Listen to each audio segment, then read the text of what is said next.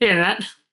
Today I want to talk about imposter syndrome. And I wanted to talk about imposter syndrome because, well, partly because I've been getting a little bit better with my condition. So, as a reminder, my condition is called FND. And this condition affects me in ways such as it makes it difficult for me to walk and other stuff. So, I use a wheelchair a lot of the time. But recently I've been, having some pretty big improvements in physical therapy and other stuff. So I've actually been needing my wheelchair quite a bit less.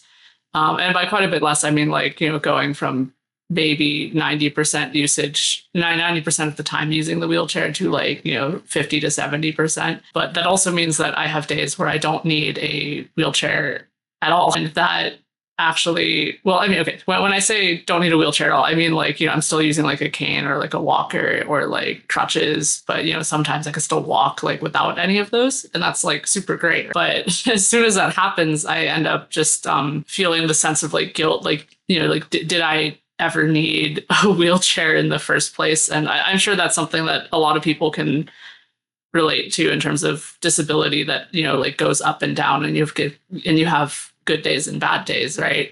So, like on my good days, I can walk. And on bad days, I am still stuck in the wheelchair and can't like do things. And I obviously like, like I understand that, I'm very privileged in that like, my condition can get better enough for me to be able to walk. And I'm not trying to say anything, negative towards, people who have like spinal cord injuries or other conditions where they, cannot walk at all.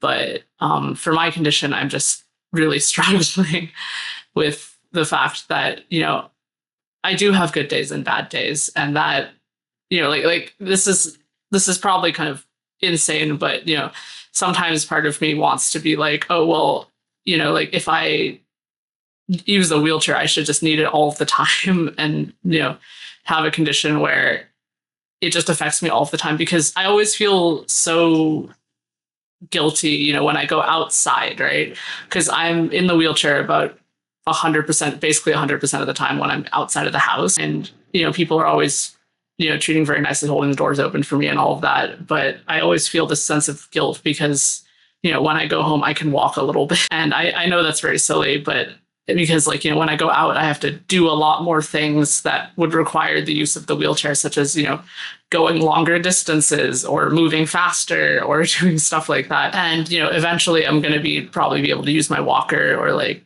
my crutches to go to those places too, and I'll be like, what if those people remember me?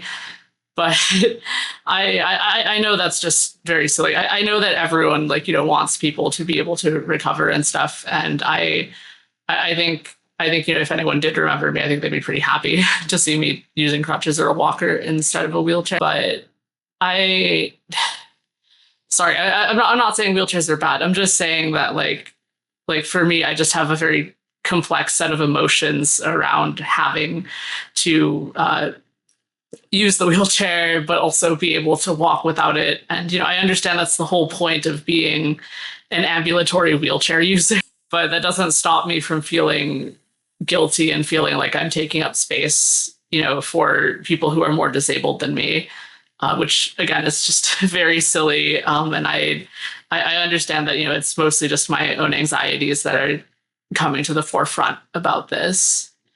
Well, I guess it's a good time to do like a health update then, because since I did already mention it, my health has been improving somewhat. I've been able to walk a little bit more, and that's been pretty good. My mental health has been all right, I guess.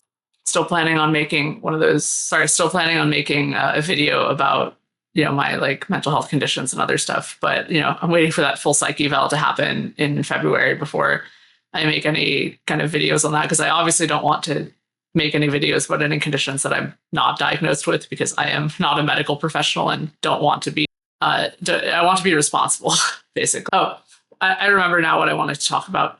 Because FND, has has some history with a condition called like conversion disorder, and before that, like hysteria. I always feel this pressure of like, some of my FND conditions or some of my FND symptoms being like, oh, is that just in my head? Is it all psychosomatic? And I understand that even if a symptom is psychosomatic, that it is still real. It doesn't stop me from feeling like, oh, I could just get up and walk it off, which is obviously not true, at least in my situation, because for me, I have a lot of neurological symptoms that don't necessarily match with anything psychosomatic. Like I'll have days with like really good mental health, and then but then I still like won't be able to walk or I'll have like really bad tremors and other stuff as well. Something that my therapist actually told me was that, so my therapist has studied some like stuff about FND and conversion disorder, and she mentioned that, with like a lot of recent findings with FND, it's because she said that like in some cases, conversion disorder can end up developing into FND, whereas some of the condition or some of the symptoms end up becoming more sticky, basically, and they end up becoming like, actually neurological symptoms instead of just psychosomatic, which is a very interesting tidbit. And I learned a lot when I was talking to my therapist about that. But obviously, she's my therapist and not as qualified as like my neurologist to speak to me about it. I am seeing my neurologist at some point soon, so hopefully I'll have more information for myself, at least at that point. Yeah, it's just been very, like it's very much like, is it in my head? And of course, the neurologist has already told me, no, it's not just in your head. You're not making this up. But that doesn't stop me from feeling anxious about it, just because of all the connotations around, like conversion disorder and other stuff. I've also noticed that people, like medical professionals, treat me differently as to whether if I tell them I have conversion disorder or FND, because sometimes I use the phrase conversion disorder to explain what FND is. But people often just look at me like, like I'm some kind of head case after if I say like a conversion disorder, basically, because it's like, like they're always like, we want you to walk and blah, blah, blah, blah, blah. And I'm like, okay, got it, will do. And then I get up and fall on the floor. Right. So it's like, it like very clearly there's like something neurological going on in my mind, I guess, in my brain. Right. And mind is like separate from brain, and that like mind is like your psyche and other stuff. Sorry. Anyway, but I do feel like that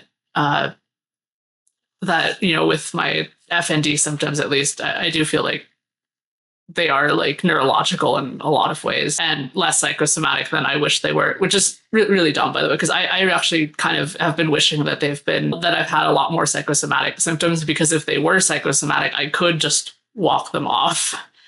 And I guess that should be validating to me, because that means that, like my FND is more serious. I don't know how to explain what I mean by that, to be honest. I just have very complicated feelings about my condition, as I imagine a lot of people do.